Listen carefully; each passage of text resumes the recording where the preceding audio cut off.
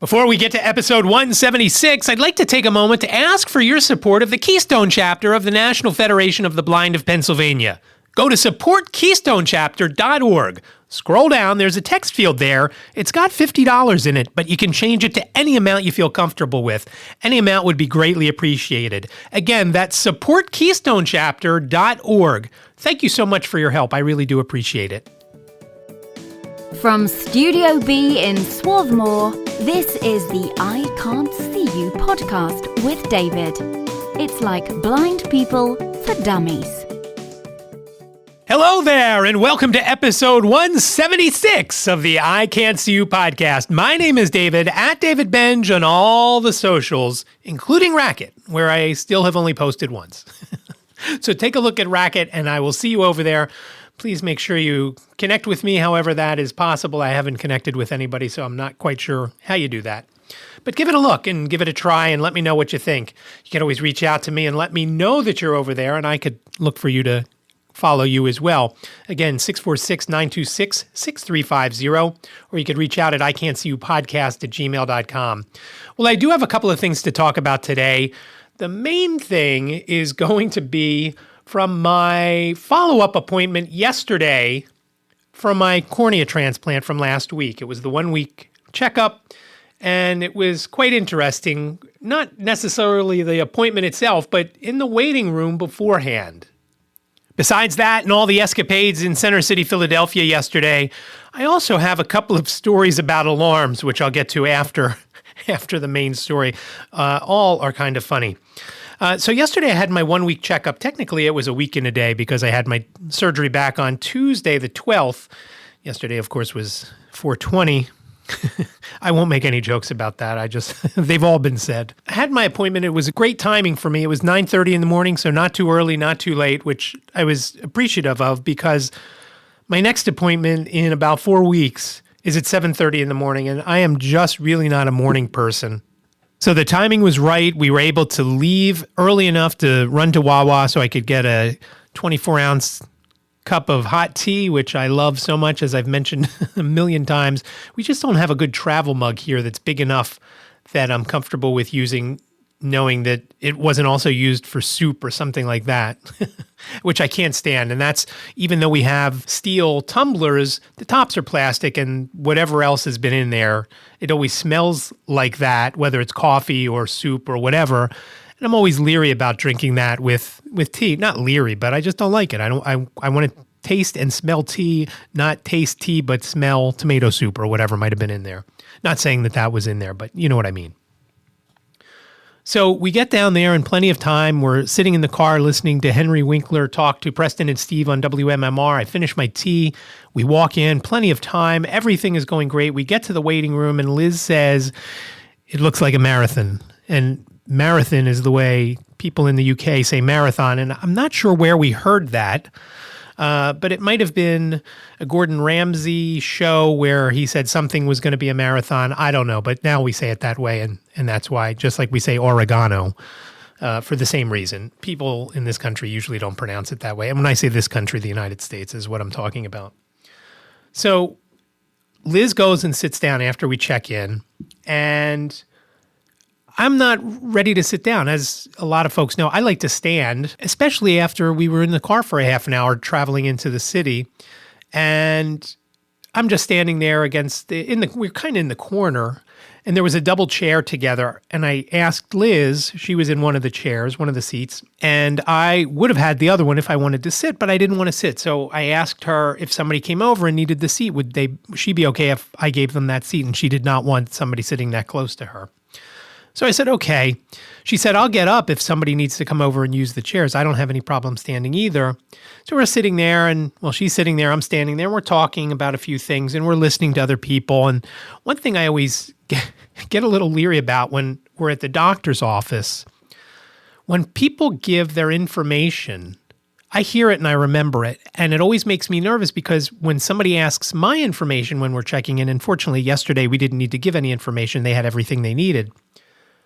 If I can remember it, other people can remember it. So I'm always leery about that. If if I give the information. Sometimes they ask your phone number. Sometimes they'll ask for your social security number. That's the worst thing. And I remember being at a doctor's office once, and basically they asked for this person's whole life history.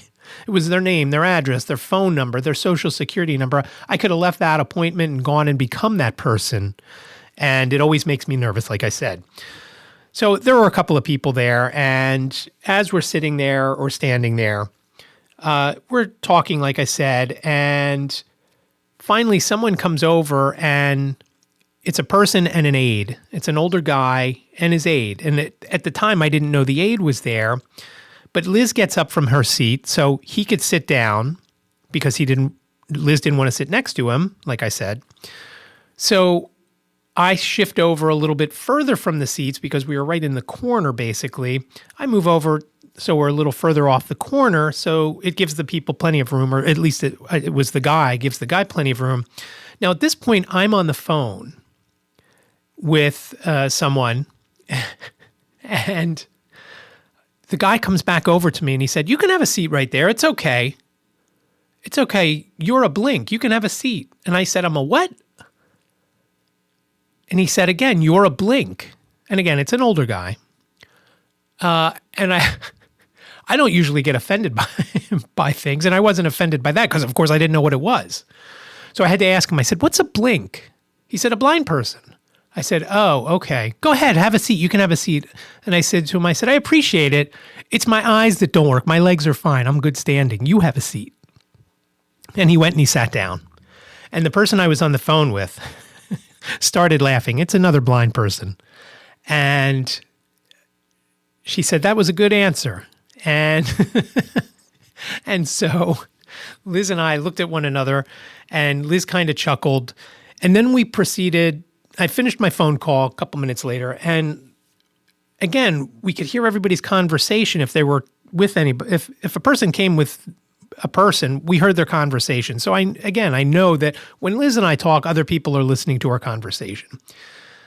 But I'm listening to this guy. His name was Bill, like I said. I'm listening to him speak, and the aide says to him, "You've got to watch your sugars. Your whatever it was 9.2, whatever your sugar level is called."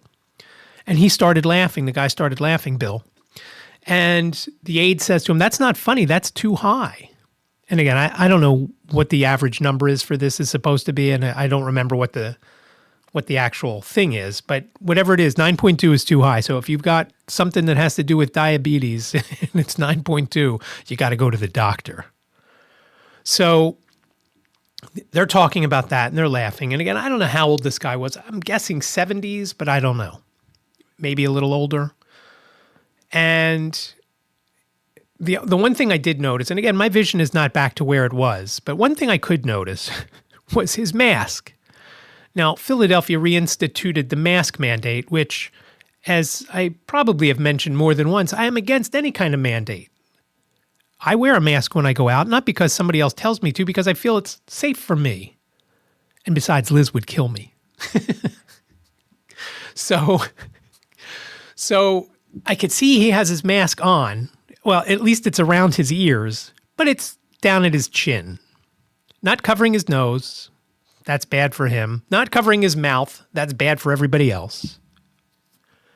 And I thought, what is he even, why even bother? The mask, if you got a mask mandate, that's to cover your nose and your mouth, not to cover your chin. Nothing's coming out of your chin.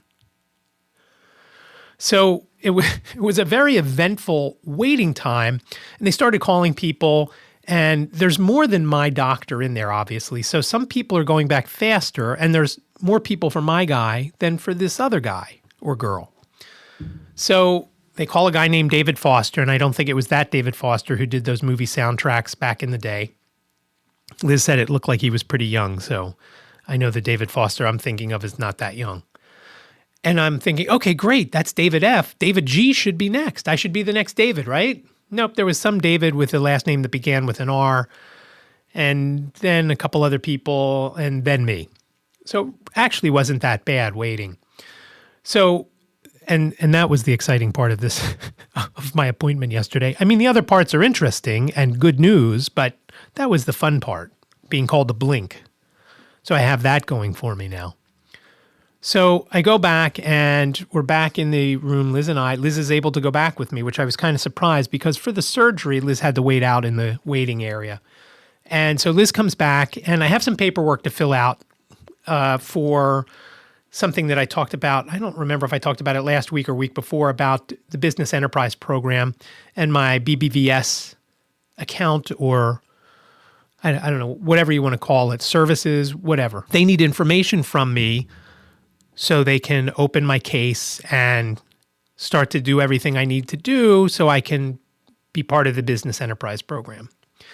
So we're back there with this girl, and I don't know her name, and I feel bad that I never got her name. She was very nice, though. She lives in Plymouth Meeting, she told us, because this doctor, like most of them, are in certain spots, certain days. Some days he's at Will's Eye. Some days he's down the street at a different office in Center City, and it literally is half a block away on 9th Street, just across Walnut. Some days he's in the Pagoda Building, which is in Bala Cynwyd, and then there's a couple other days he's in South Jersey and things like that. She turns on the screen where you read the letters, and it's very cool. I was telling my friend Lisa today about this, and it's so much better than it used to be. And I may have mentioned this last summer when I had an appointment. So to read the letters now, instead of using a projector and then a screen, and sometimes if the room is small, mirrors, and back in the day the rooms weren't small, they were actually made so they could make the letters be the right size on the screen. So you read them, the 2400 line is the right size and so forth and so on. So she turns it on and she asks me, "Can you read that?" And I said, "It looks like a B or maybe a D, but if I had to take a guess, I'd say B." And then she goes to the next line, and I said, "No, I don't know what that is." So then she gives me the pinholes. She said, "We're going to back up and try that first one again, but with the pinholes." And I was telling my friend Lisa today this story. When I was a kid, I used to think those pinholes had different prescription lenses in them. And if you've ever used the pinholes when you're at the eye doctor's or optometrist office, they are literally pinholes. So how they could make a specific prescription for that, I don't know. And so you move it around and you find something where you can try and look through.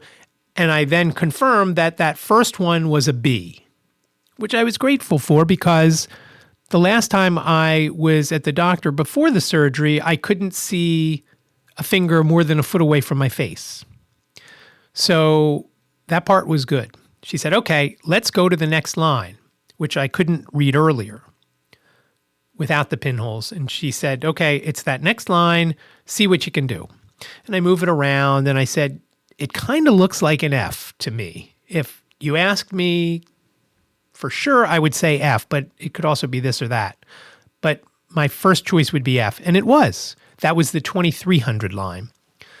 Now, as I mentioned to my friend Lisa today, the cool thing about this new device that they use is, first of all, it doesn't go from 2400 down to 2200. There's increments in between. And I think it can get even more specific by going not just to the hundreds, but I think you can go in between. So you could go from 300 to 250. Now, since I had so much trouble reading the 300 with the pinholes, we didn't go any lower, and we didn't go to the 2350 line. And again, I could be wrong there, but I know in the past at one of the other offices, I did read a 2350 line. That's 20 over 350, not 2,350. So I was surprised that I could read that much. And one thing that I've noticed since the surgery, while I can't see better distance-wise, and I still struggle to read even things that are large, I have noticed that I can see more detail in things. And I noticed this specifically yesterday when I got out of the shower and I looked at the bathroom walls, which our bathroom walls have tile up to about 4 feet high. The tiles aren't 4 feet high. They go to the 4 foot high section on the wall. And then we have paint, and I think the paint is blue. I'm not 100% sure on that. I think it's a bluish gray, but I'm not 100%. When I looked at the tile, I could see the grout lines. I couldn't make them out clearly, but I could see that previous to the surgery and since the surgery up until yesterday, I looked at the walls and I saw blue and white. I couldn't tell what the white was, whether it was tile or paint or whatever. I knew it was tile because every morning I would feel the tile to see if it's drying out from when I turn the fan on. And so I know obviously that it's tile because it's cool to the touch and I could feel the grout and so forth and so on. So when I saw that, I thought, wow, that's interesting. I could see the grout lines. So then I looked at the mirror and same thing. I still could kind of make out my face and my body shape. But one thing I did notice, my beard is white, especially at the chin area. And I thought, wow, I could really notice that. Now, I knew it was white because the last time I had trimmed it and I was cleaning up the sink, I could feel the hair, but I couldn't really see it because, again, it was white and our sink is white. So I thought, okay, the surgery must have done something. And I was texting with my friend Harriet later that day, and she asked how things were going. And I told her things seem to be going good. And I said, you know, I'm noticing more details in stuff than prior to the surgery. And I said, I don't notice that I see any better, but I do notice, and I mentioned those two things that I just told you about. And she said, that's exactly how it went for her when she had her last cornea transplant. I don't remember that when I had mine 13 and a half years ago or so. I do remember that I was able to see better after the transplant, but I don't recall the recovery and so forth. And when I was talking to the doctor about it, when he came in after the girl had finished up and the doctor came in, I told him that and he said, yes, and the vision will get a little bit better. And like I told you last week, it will take around 4 months for it all to come back. So I was really happy with that. And the one concern that I had yesterday, and I mentioned this to him, my pressure in my eye was at 14, which was better than the previous week, the day after checkup. It was 16 on the day after. Now, on that day, when I talked to the doctor about it, it was probably due to the air bubble that was in my eye. Now, the air bubble has dissipated, and so hopefully the pressure will come down. I'm hoping that it comes down to 10 or below. For a normal person, their pressure should be in the mid-teens. We've always tried to keep mine between 8 and 12 because of all the damage that's already occurred from when you get a pressure spike, it kills off basically parts of the optic nerve. And obviously when you get a pressure spike, the outside of the nerve is what takes that brunt because the pressure is coming from the outside. And that's why when you have glaucoma, it's sometimes hard to notice that you have it because your peripheral vision is what goes first. So again, 8 and 12 are the numbers that we like. For the last 10 or 15 years, my pressure has been around 7. So it's a little bit low. And when it gets too low, it's also bad because it's not as easy to see and so forth and so on. And I've had issues with that as well at times. Everything went well at the appointment other than the pressure. The doctor told me not to worry about the pressure. He said, well, keep an eye on it. As I mentioned, I go back in about a month on the 18th of May, at which time I'll have a stitch removed or 2 stitches removed. He wasn't quite sure how many were in there. And I think that's done by a laser, but I'm not 100%. I know one time I've had it, it was done he removed it with a laser. Another time there was some kind of crazy device. So I'll let you know, I'm sure. The other neat thing that I was a little concerned with going into the appointment was that the one eye drop that he had prescribed that I actually started taking and was directed to take a couple days before, starting before the surgery, was this medicine called Besavance. And it's this really thick drop that after my surgery, when I took it, even if I thought my vision was getting better, after I took that eye drop, it was terrible for half an hour to an hour, sometimes longer from that. It was so thick, it just made everything cloudy and almost impossible to see anything. And I felt like every time I took it, I was basically undoing the surgery. And of course, it cleared up after a while. I was almost out of this drop, so we had called, actually Liz had gone to CVS to switch it from the Rite Aid to the CVS. It was called into the Rite Aid because the last time I had medicine called in by this doctor, we were using the Rite Aid in Media, which is about 5 miles away. It was closer to our old house where we lived 7 years ago, so that tells you how long I've had a prescription from this doctor. So when we switched the prescription over to the CVS within walking distance to our house, I got a call saying that insurance wouldn't approve it. And I said, oh, is it because we got it too soon? It wasn't long enough? And she's like, no, they won't approve it at all. And I said, interesting. So I started to get a little concerned by that, but the doctor quickly cleared that up by saying, you don't need to take that anymore. And you won't need to take it until I take that stitch or stitches out next month. And you'll only need it for a day or two. So I'm hoping that there is 6 drops left. And the doctor said he could probably get us a sample or get me something that will do the same thing and that the insurance company would allow. It's just irritating to me about the insurance company. And it's not the first eye drop that I have had to take where they wouldn't allow it. I was on something called Restasis and got a letter saying they wouldn't allow that to continue. There's other drops instead. So it's not right. If the doctor orders something and this is what I'm supposed to take, I'm pretty sure that's what I should be taking because that's what he said I should take. And the fact that the insurance company is jumping in and they're not going to cover it, what's the point? Okay, tell me what I should have. Why don't you diagnose me? So I'm not too worried about that. Again, the interocular pressure is more concerning to me than that because he will either give me a little bottle of the Besavance or prescribe something else when he takes that stitch out.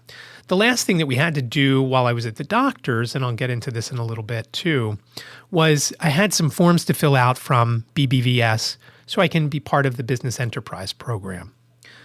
And as I had mentioned a couple weeks ago, I had called in to get that ball rolling back on the 7th of April. And I figured, you know what, I'm going to see how long it's going to take to get approved. I don't know 100% that I'm going to follow through with it because I don't know where we'll be living, whether we'll still be living here in Swarthmore or someplace in the southern U.S., southeastern U.S., or someplace else. I don't know.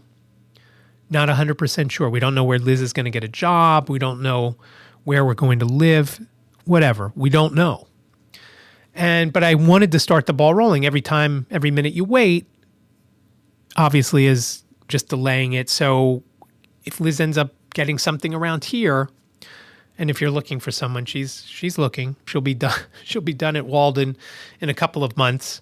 I know she'd probably like a couple of months off, but if you've got the right job, I'm sure she'd jump right into it. But you do have to leave some time in September because we may be planning a vacation, which I'm not going to talk about yet. It's not only a vacation, it may be a little bit of scouting for where we're going to live. I'll talk about that more in an upcoming episode. If you have a job for Liz, pitch it to her and use those numbers. Give me a call, 646-926-6350, and I can get back to you with her email and everything else. I'm following through with this BBVS stuff, and they basically need proof that I'm either legally blind or blind. And as I've mentioned before, it's just called blind to us, legally blind or not. Blind is blind. It's not an all or nothing. It's not an off or on thing. Blind is not off or on. It's you can't really see. Some people can't see more than others. Some people can't see anything. Some people can see a little. Some people can see a little bit better. It's just not an off or on thing. And try not to confuse that with off or on. It's not all or nothing, like a lot of people think. So when we were going through the paperwork from BBVS, she noticed all the things that we had to get filled out by the doctor. So we took that into the appointment and we gave it to the girl who originally did all the information, got my pressure, and took what my visual acuity is or was at the time. And she's going to fill it out and then scan it and then either email it or fax it. I asked if they still actually had a fax machine, and they do.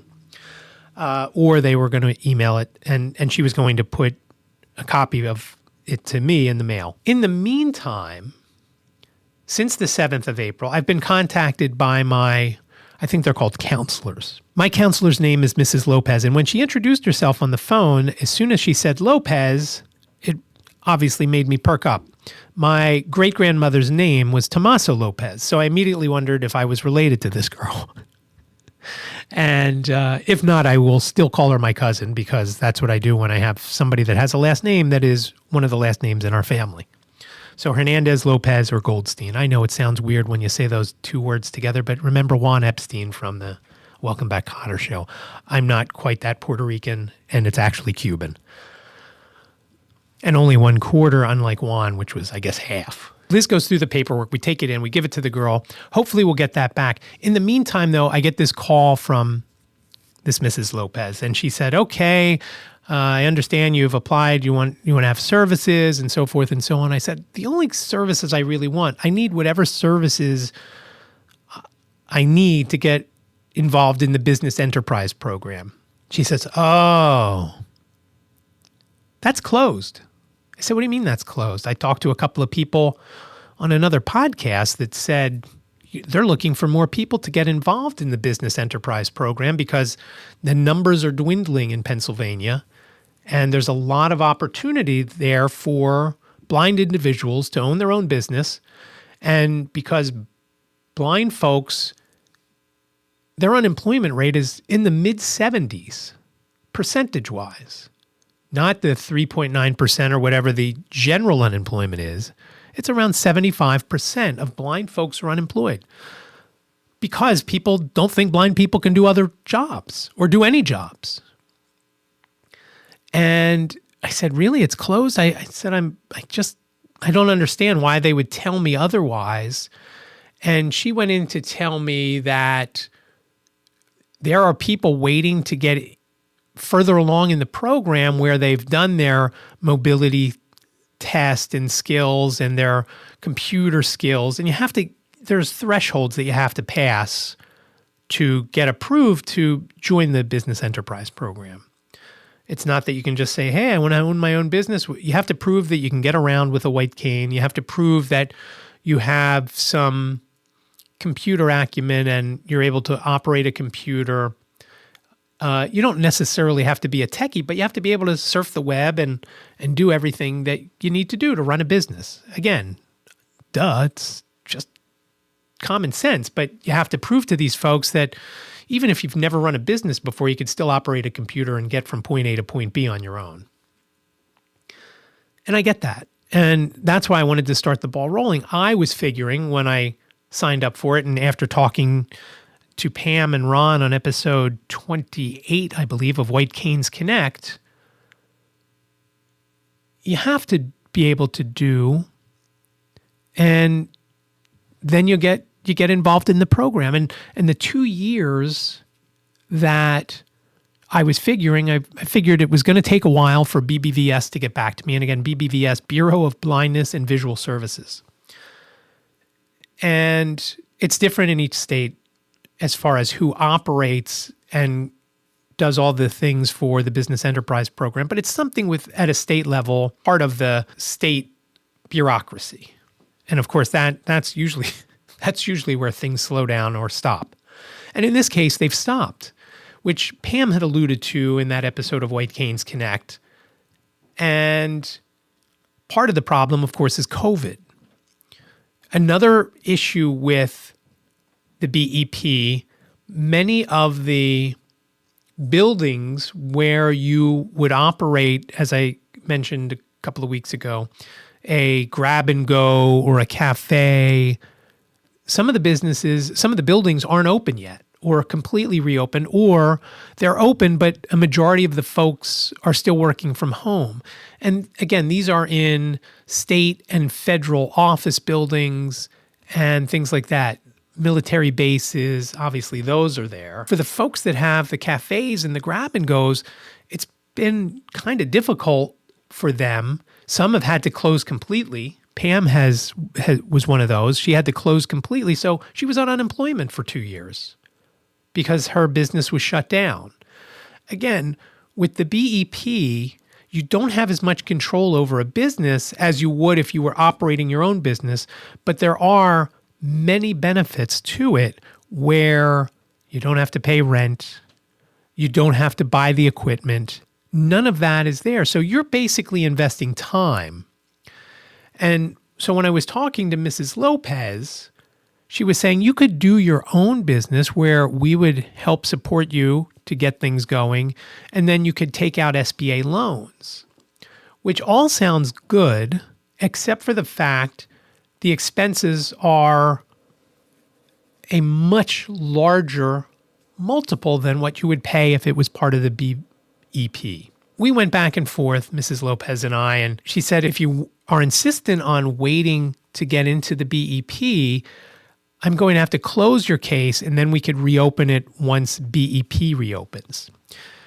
And I talked to her for a little bit longer, and as soon as I hung up with her, I then texted Pam, who is the president of the Pennsylvania Association of Blind Merchants, which, as I mentioned before, I am a member of.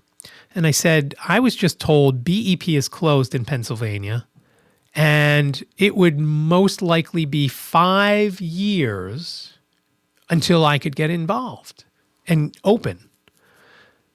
It would take a couple of years to get the training and everything to make sure I was up to snuff. And I don't know if I have to do training if I can show that I can get from point A to point B with my cane, which I'm pretty sure I could. And I'm pretty sure I could pass the test on the computer. Again, not 100% sure because I use VoiceOver and text-to-speech on my Mac. They might require me to use JAWS. JAWS is a Windows-based program. She told me 5 years. Well, in 5 years, I'm going to be 62 years old, and I don't know that I'm going to be looking to do that then. And I'm not sure if I'm 62 and Liz is going to be 58 or 59 in that year. She'll be 58 for part of it and 59 for the other part that I'm 62. If she's going to be the one to be my employee and dragging me to my different vending locations. And hopefully those vending locations are only one or two because that's all you need with the BEP. You could obviously take more, but if you get a couple of decent vending locations, then you don't need more. And when I say vending locations, they're in the rest areas and rest stops along the interstates in Pennsylvania and other state and federal buildings within the state.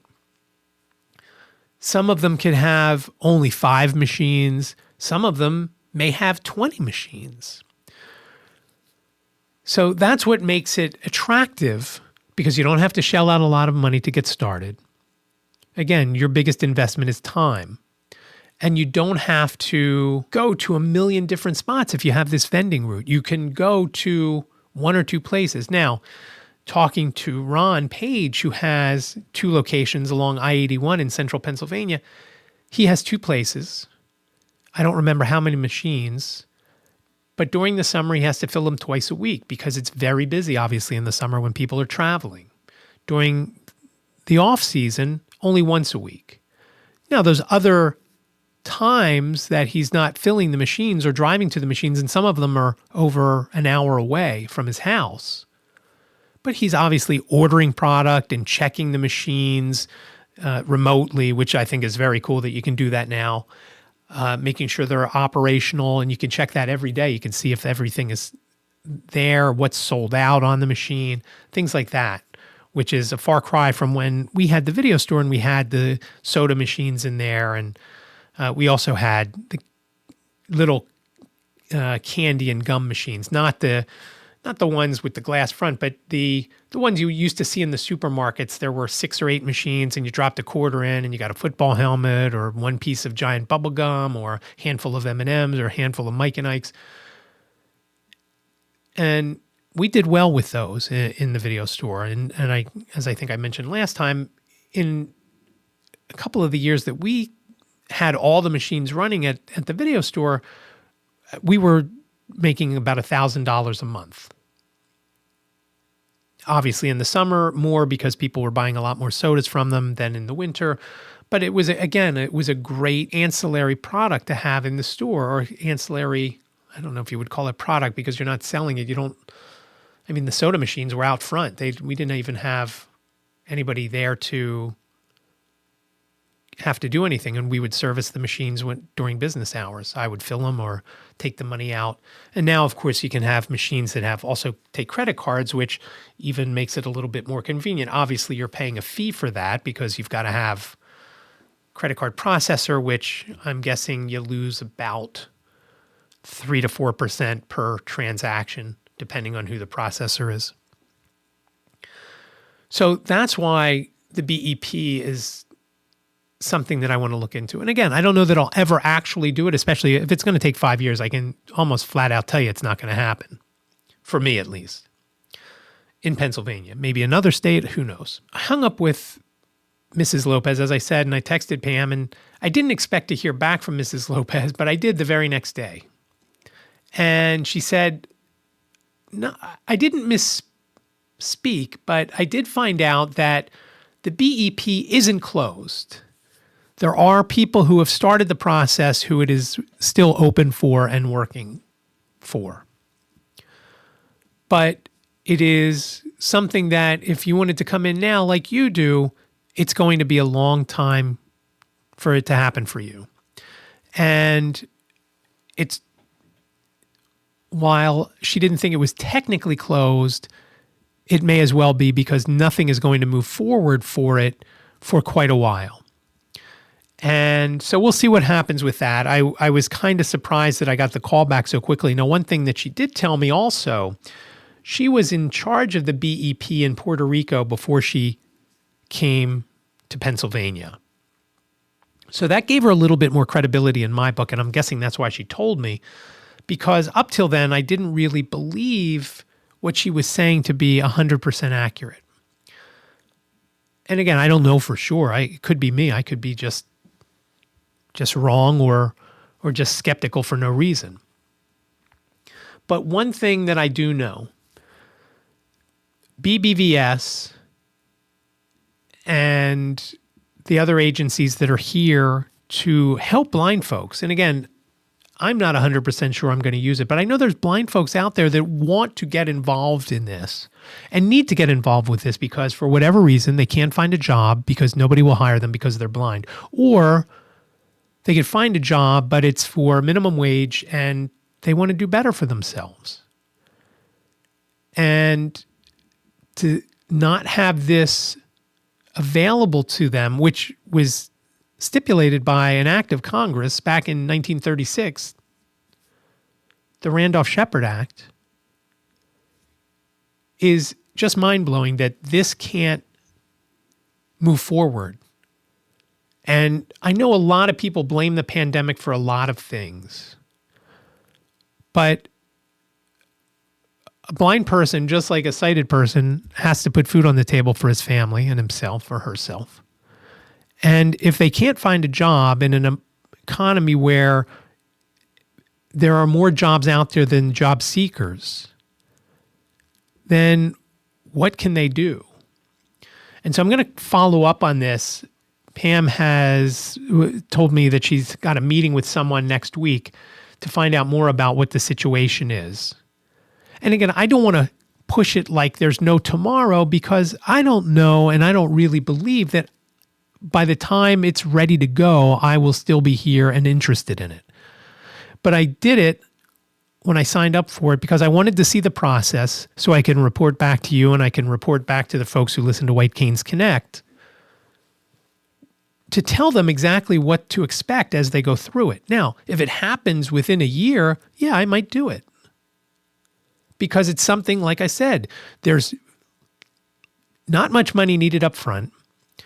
When you need the money, you will already be in business and making money.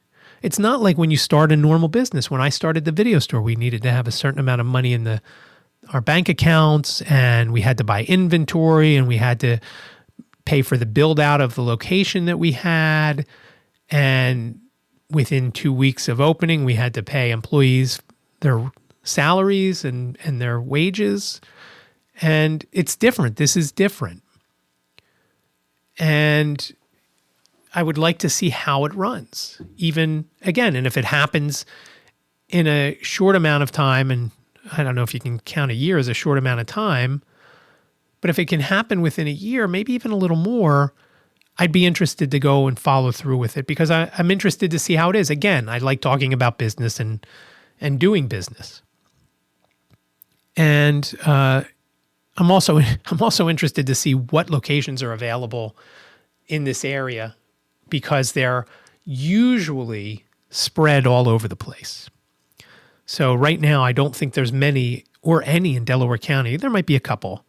So I know there's going to be some travel involved. But again, if we're only going to locations once or twice a week, that little bit of travel time, whether it's an hour or two, would be worth it, especially if you're making money. And that's part of the job. It's not like you're commuting to a location to do a job.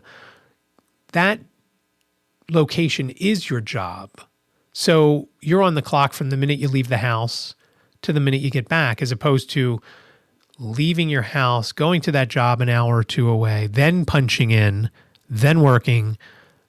The working part starts the minute you leave. When you're making a delivery, that's when it happens.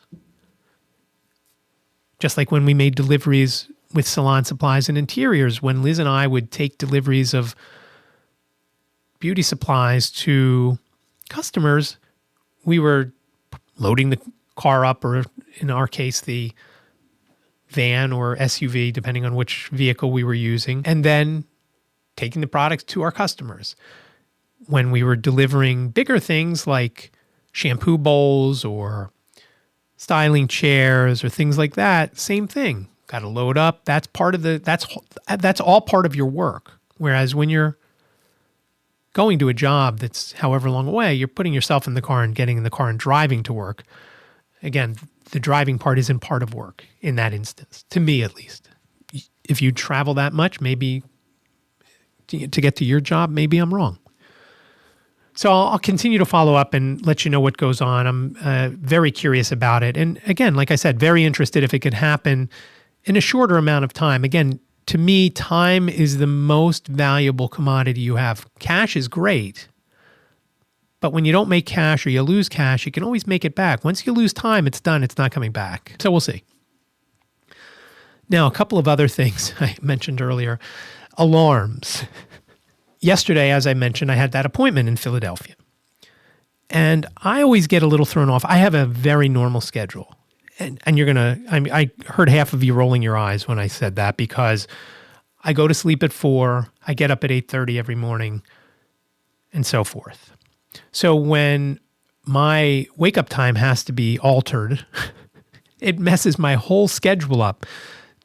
I get most of my work done from midnight until 3:30 in the morning.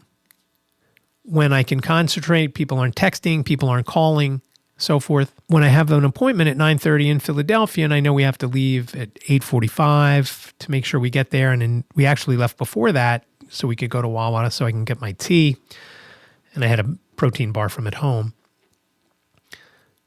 That alters the time I have to go to sleep. Now, I went to sleep at 3, expecting to wake up at 7, which I know is a half an hour later than I should have gone to sleep because I always try to get 4.5 hours. That's my goal every night, 4.5 hours. And, well, we've had this problem in our house. We have an alarm system, a security system. And we had to put in last summer, actually right around the time that I went to the All Blind Fantasy Football League draft. It was put in a few days before or a few weeks before, whatever it was. Well, because I can't see the pads that are to arm and disarm the system, they gave me a key fob. Well, the buttons evidently on the key fob are very sensitive. And more than one occasion, I have set the alarm without knowing it. Whether I was leaning on my pocket funny or I put something while I was sitting down on top of my lap that then hit one of the buttons. Or more than likely, when I was taking off my jeans at night, and I always leave everything in the pockets and then take them out the next morning and put them in whatever pants I'm putting on that day. Only because I don't want to put something down and not know where it is. I know when everything's in my pants, I know to find my jeans or whatever pants I was wearing and get everything out from each individual pocket. So it's happened before, and most times it's been caught by Liz, who was the first one outside, usually each morning.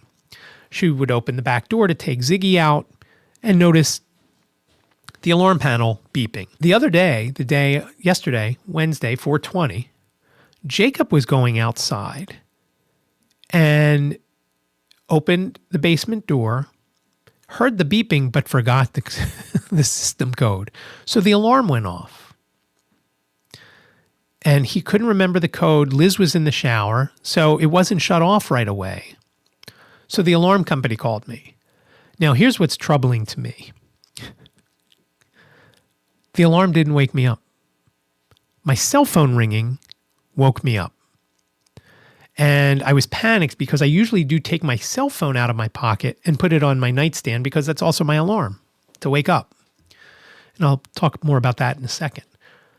So this lady is quizzing me about my code and my passcode and is everything okay? I'm answering yes, like I knew what was going on and just assumed that I mistakenly turned on the alarm and that's what was going on. I didn't know if somebody was in the house downstairs. I didn't know, but I said no, we were good. 10 seconds earlier, I was sleeping, so I don't know that you could trust what I was saying. But fortunately, everything was okay, and I guessed right that day. So that was troubling to me that the alarm didn't wake me up because it's also a fire alarm. So if the house catches fire and I didn't wake up from the alarm, I'm probably doomed unless Liz is home and she hasn't gone to work yet. That leads us to today, Thursday, the 21st of April. As I said, my alarm goes off at 8:30 in the morning. During the cooler months, and it was cool out last night, it was in the mid-30s here, I wake up at 8:30, I take a portable heater into the bathroom to warm it up because it's cold in there. And I usually put the heater on for about a half an hour and then go back in. Usually in that half an hour, I don't hit the snooze on the alarm, I just shut it off because I have other alarms set at 9:01 and then a fail-safe is 9:13 in case I don't wake up from the 9:01. So today I wake up at 8:30, take the heater into the bathroom, plug it in, turn it on, go to the bathroom, close the door tight, raise the shade in the window of the bathroom because it was sunny out this morning. So the sun comes in and also heats up the bathroom. And then go back and get in bed. I shut the 8:30 alarm off, so I was good. I felt confident. I'd wake up in half an hour and get in there and shower and be ready for the day. And then maybe record this podcast instead of, at that time, maybe record it at 1 o'clock. I should say at this time, and then I would have recorded at 1 o'clock because I would have put Ziggy back in.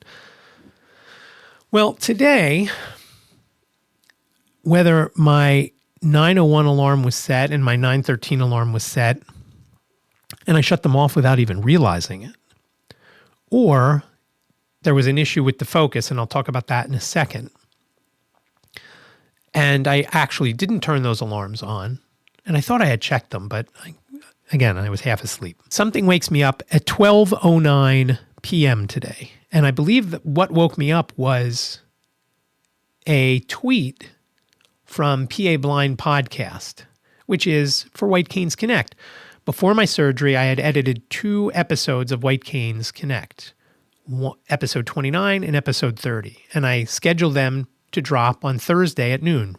29 was last Thursday, 30 was today at noon Eastern. So I believe that's what woke me up today, the being notified that somebody had tweeted about me. And in this case, it was basically me tweeting about me because I'm the one that controls the PA Blind Podcast on Twitter. And the only thing that is really tweeted from that account is every time a new episode drops. And it usually takes about 10 minutes for everything to happen once the episode drops to it actually being live where you can find it on your phone or wherever you find it on the internet. And then, of course, on Twitter as well. So I was shocked at a couple of things, that it was 12:09 p.m. and not 9:09 when me getting up. I was worried about Ziggy because instead of being in the cage for a couple of hours after Liz left, he was now in there for 5 hours, and I still had to have a shower. So I'm wondering, I'm in the shower and I'm trying to quickly go through. Now, it was difficult because instead of that heater running for half an hour, it was running for 3 hours and change. And instead of it being a nice temperature in there, it was like a sauna because the sun was shining brightly in there, the heat was on. I actually had to turn the hot water down, and I usually have the hot water on full, and then the cold water is on a few turns. Today, I had the cold water on more than halfway, and I had turned the hot water down to, I believe, around halfway. And so I was finally okay in the shower as far as temperature goes. But when I got out of the shower and I grabbed for my towel was still really, really warm. Part of that is by the time that I'm grabbing for the towel, it's, 12:30 or whatever, and the sun is shining on it. So between the heat in there and the towel being warm, I had to open the fan, of course, is on in there. I have to open the bathroom door to try and let a little bit of cool air in. When that didn't really work, I had to open the window so I wasn't sweating while I was drying off and brushing my teeth. And here's how hot it was. I put the toothpaste on the toothbrush, which for the first few days after my surgery and I couldn't really see, I was squeezing the toothpaste onto my finger, putting that onto my teeth, smearing it around a little and then using the toothbrush to brush my teeth because I just couldn't see well enough to put it on the toothbrush itself. A couple days after my surgery, maybe last Friday, I was able to see to put it right on there. But when you put the toothpaste on your toothbrush, it's usually, I don't want to say cold, but it's in the bathroom, so it's cooler. I couldn't even tell if I had the toothpaste on my toothbrush. That's how warm it was. So after I started brushing for a couple of minutes, I realized, okay, the toothpaste is on there and it's just so warm that I couldn't tell that it was there. And I don't know that I've ever had that happen before, that I couldn't feel the toothpaste because it's always a little bit cooler than your mouth. So that leads me to believe that the bathroom temperature was somewhere in the mid-90s to 100 degrees. And that was crazy. That was just crazy how warm it was in there. So I don't want to say it threw off my whole day. I know I was definitely stiffer. My fingers, I had trouble holding my towel in my left hand because my ring finger and my pinky were so swollen and stiff. And they loosened up a little bit throughout the day, but that's one of the reasons I try not to sleep so long because I am usually so stiff when I wake up after a long stretch that it's just not worth it. Now, otherwise, I felt great and I felt more mentally alert than usual. So I guess I needed that sleep. And since I didn't have the same amount of sleep as I normally get the day before, and maybe that's why I just needed it. And it's fine that I got it. I didn't miss any appointments or anything. So it's really, other than Ziggy being in a little longer than normal, it wasn't too big of a deal. But they are my alarm stories. Now, I had mentioned the focus. On Monday, I'm going to the University of the Arts. I'm going to check out the projects, the beta versions of the projects the students are working on for their museum accessibility. And I'm looking forward to that. But I was checking my phone before I went to bed to make sure I had the address for the building I'm going to. And as I'm checking previously used addresses, I would touch one and it would say my home address. And then all of a sudden it would jump and it would say William H. Gray 30th Street Station. And I'm like, wait a minute, I didn't touch that. Why is it telling me that? So when you use VoiceOver, you do a single finger swipe to the right to go from one line to the next line. And so I was doing that, and again, my house was first. Jacob's work was on there when he used to work at Target, because on nights where he worked late, where the bus wasn't coming for an hour, I would order an Uber for him. And so I'm swiping through, and I go, like I said, my home address, Jacob's old work, William H. Gray 30th Street Station, a couple other addresses, and then I get to the address that I want for the University of the Arts building. And as I'm holding my phone, a second or two goes by, And then all of a sudden, without me touching anything, it says William H. Gray 30th Street Station. I'm like, wait a minute, what? So I touch another address. I touch my home address. And it says the address. And then a second or two later, it says William H. Gray 30th Street Station. So I don't know if there's an issue with the phone itself, with VoiceOver, or in this case, the Uber app. I've noticed that problem before using the alarms, but I thought after one of the upgrades from 15.2 to 15.3, I'm not sure which one.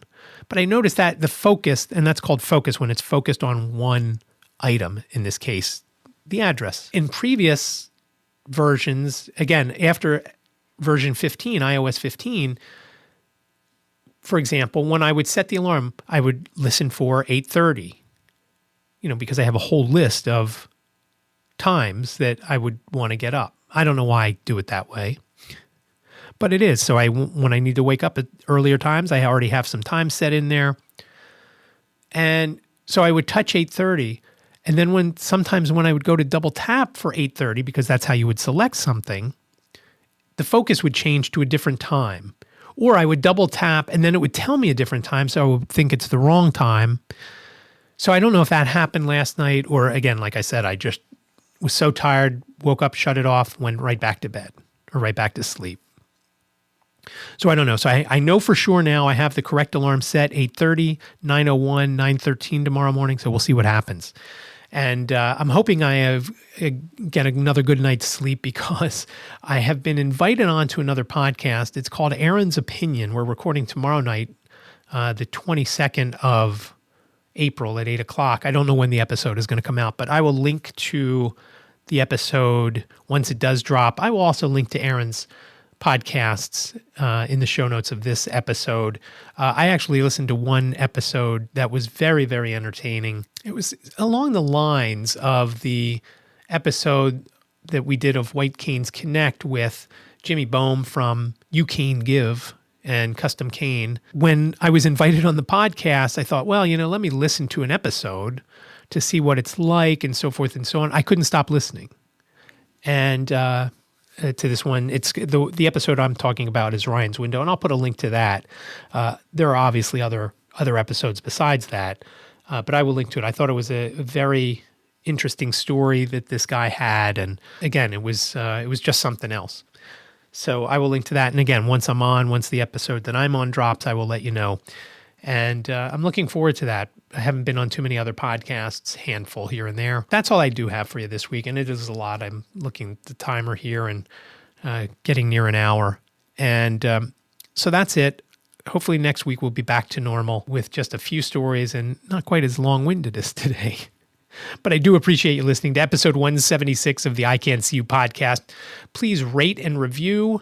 And again, if you have any questions, comments, show ideas, iCantCUpodcast@gmail.com, iCantCUpodcast@gmail.com.